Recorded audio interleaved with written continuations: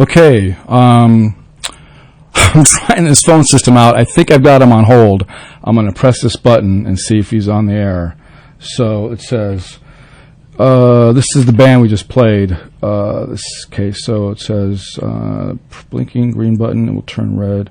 Okay, let me try it on. Let me try that. Hello? Hello? I'm here. Oh, right on. It worked. Okay, ladies and gentlemen, we have a mysterious guest. Why don't you, I'll give you the pleasure of naming the song, the band, and who are you? Well, the song name is... I'm sorry, wait. What's your name? First, my name is Raz Wickham. And then please continue. The song name is Night Angel. and it was performed by the band that used to play on the stage in a few states, including Tennessee and Missouri, named The Edge of Beyond.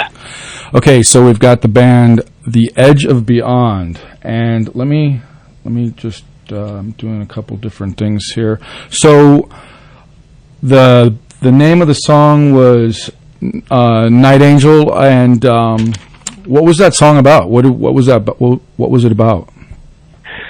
Basically, I'd written that song within a 6-hour period right after a bad breakup, and this was my way of writing something that kind of expressed the notion of what was it you would want to say to someone that you loved or lost, and even after losing them, if they had come back for that one last confrontation, you know, how would you embrace them either through words or actions? Okay, and so, yeah, so I was just, let me see, how do I say this? I was in this comic book convention the other day, and I think it was called the Dodecacon or something like that, and I passed by this amazing display, and they had this cool music playing from some hidden speaker or something, and they showed this. They had a picture of a guy with a guitar, and just a lot of visual colors that really grabbed my attention, and the guitar playing. So I stopped at the booth and the display, and I discovered The Edge of Beyond. So I'm glad you did.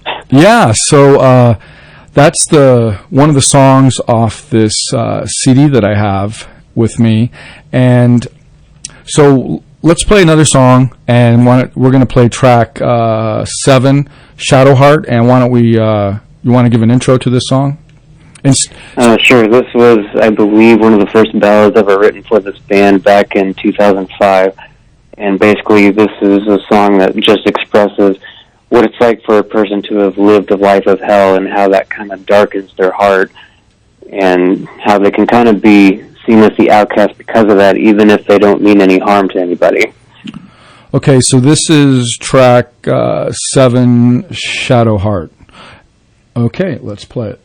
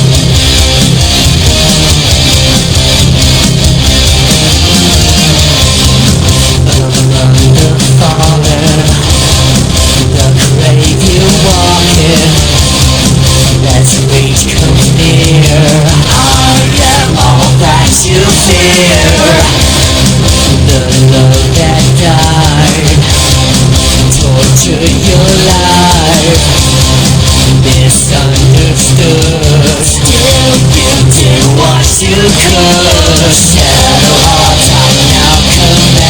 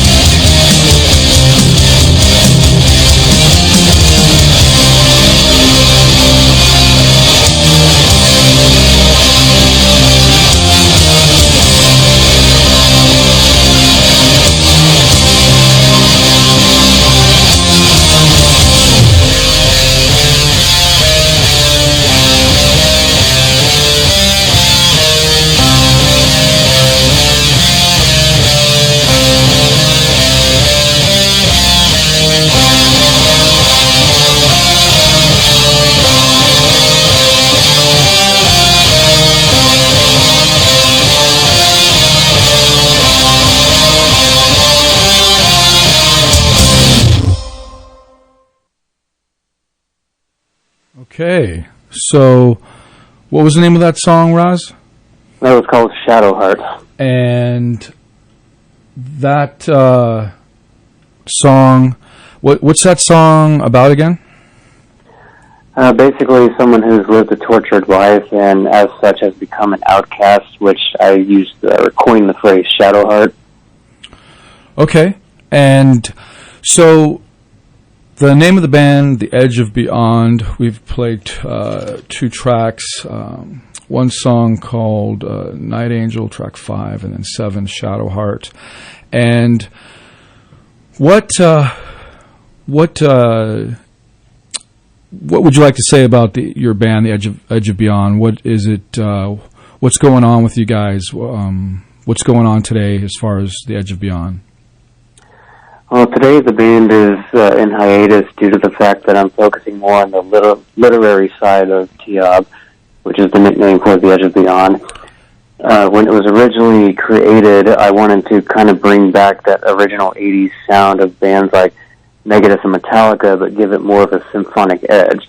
And there were no bands doing it the way that I was doing it at the time in 2003, and they're still technically not doing what I've been aiming for, but by the time I can get this trilogy out in book form next year, then I plan on trying to hit the music scene at full force once again, because I've got 2 to 3 albums worth of music that I just need to get out there and just hit the stage with. So, is there, so the what is the not an acronym, but the abbreviation for the band, is it TIOB? Yeah, it's TEOB, and we just call it TIOB for the nickname. And so, can you describe what your display was at the convention? Because you know what you have on display rather than I. What kind of stuff did you have on display there? Basically, what you saw was the final product of years of trying to get The Edge of Beyond off the ground. The project itself is 18 plus years in the making, but in 2003 I had decided to start the whole music thing in hopes that it would kind of help fund the literary side of things so that it could eventually be made into a film series. And what you saw at DodecaCon last weekend, that was the culmination of what I can present as far as building this up as a multimedia franchise while trying to incorporate the music side of things at the same time. So we saw some banners, different types of banners. We saw some buttons, some bookmarkers, metal bookmarks, and you had some books on display. What do you mind talking about the books? Yeah, this is the first book of the trilogy. This one's the title of this one is The Edge of Beyond, Rise of the Fallen. It was published last year in October. The second one, Wings of Destruction, comes out next month, and then the third one, Twilight of the Gods, will be released next year. And the whole purpose of this, again, is to try to market this as a multimedia franchise on the level of something like Star Wars. And, you know, as you saw, we had the banners, we had full-size character stand-ups, T-shirts, the book itself, the bookmarks, I mean, you name it, we try to present it. Do you mind telling the audience, now we have a worldwide audience, we have, let's go back here, we've got our friends in Germany and Norway, we've got Asia, Europe, Africa, South America, North America, Oceania listening, and do you mind telling us a little bit about the book? Yes, the book itself, if you're going by aesthetics, imagine the franchise scope of Star Wars, the sense of wonder and innovative visuals of Avatar, but the dark, serious, and emotional storyline of the Dark Knight trilogy. Mix those aesthetics in with my original scientific concepts and original story, and you get what, you know, is called The Edge of Beyond, which is a sci-fi fantasy tale set on future Earth, where basically mining crystals has become the norm for humans who have been enslaved. And I could probably talk hours about the book itself, but it may be easier if people maybe check out the website, which is just theedgeofbeyond.com, and you can find out some more information about the book itself and what the whole story entails. So could you repeat that, where people can look up about the book again, the website? Yes, you can just go to theedgeofbeyond.com. That's our official website.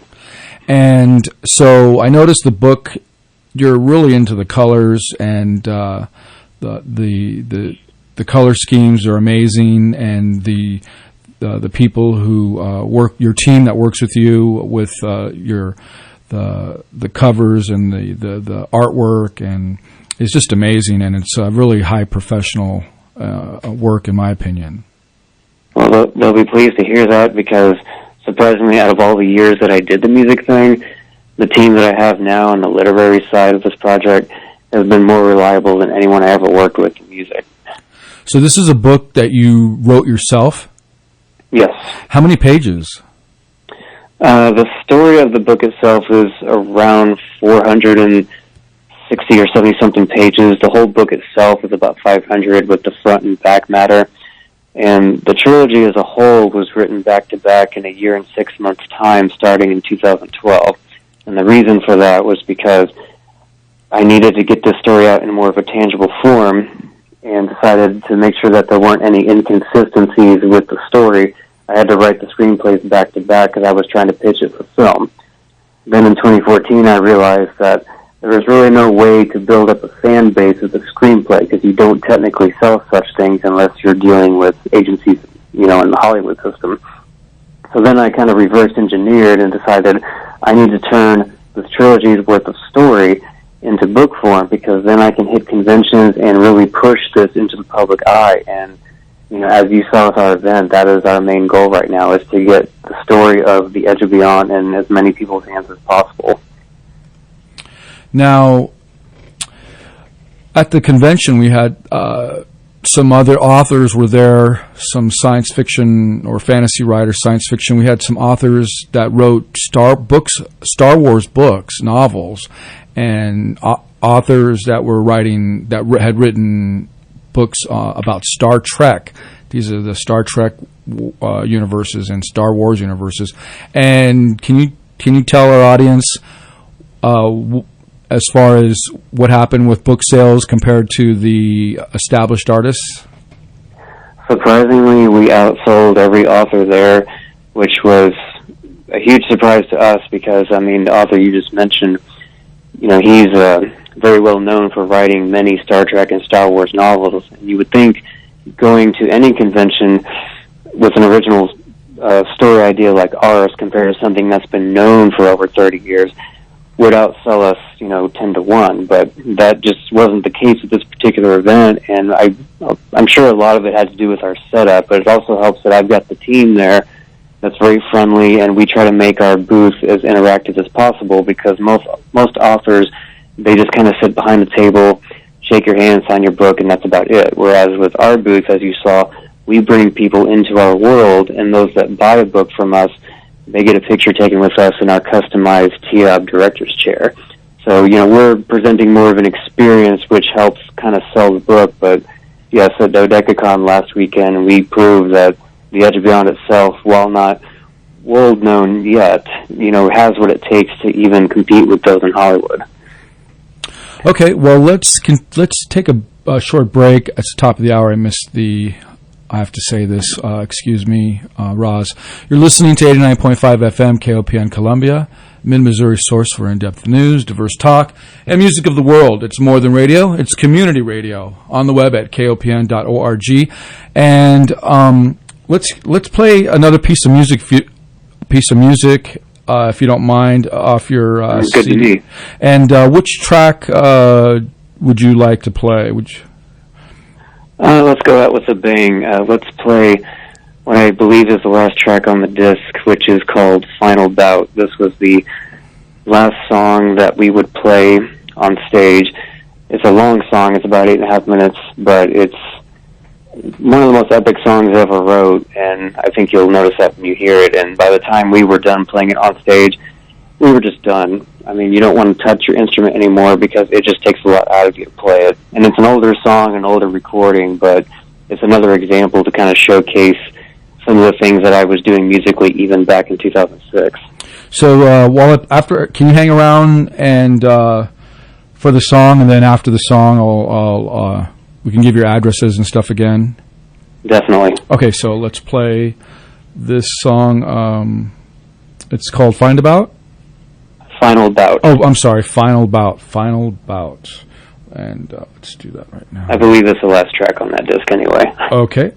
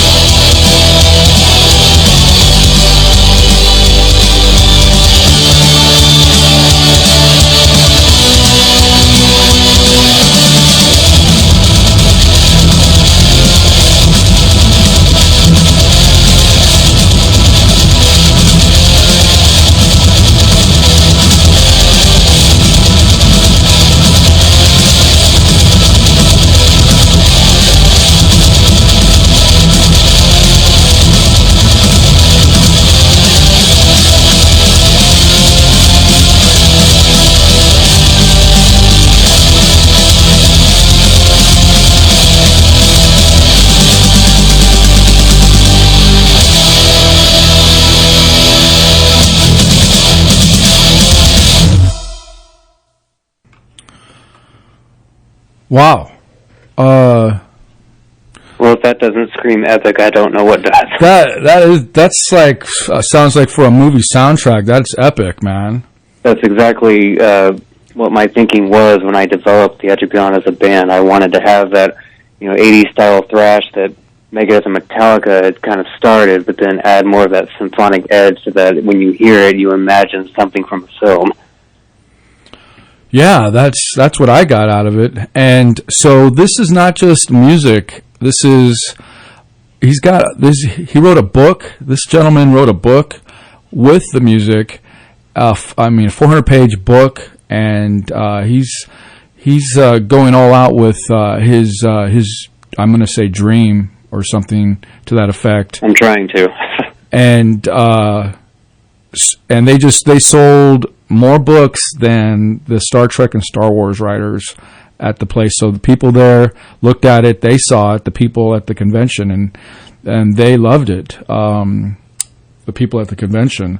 So, and that it's for you, the audience out there to decide on your own. So, how do they find out more about the Edge of Beyond and the book and what other things you have going on?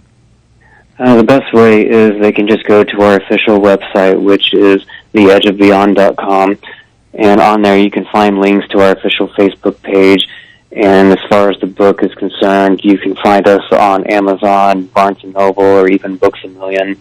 And that's just kind of in between the times that we do events, because we'd prefer if every book we sold was through an event, but you can't do an event every single weekend. So, for those who can't see us during the tour that we're doing this year, next year, they can go to any one of those websites, pick up the first book, and the second book, again, Wings of Destruction, will be released October 24th next month.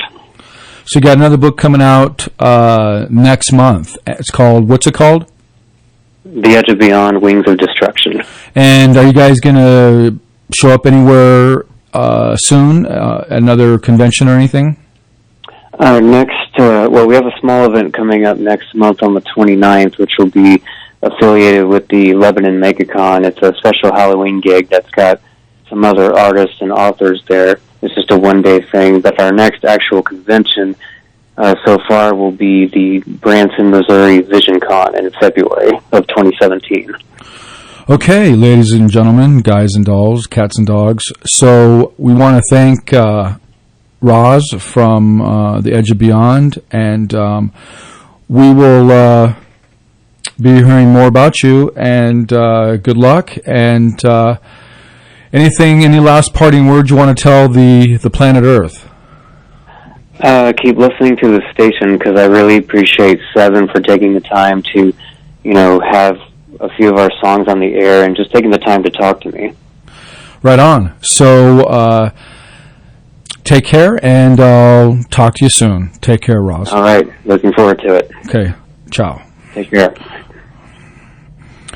All right. Well, that was cool, and I like the music. And if anybody has any bands out there that have any, I know in this part of, if there's any heavy metal bands out there that or hard rock that or bands that think they are heavy metal, hard rock, you can send your demo tapes or CDs to me, Seven, and if I like it, I'll put it on the air.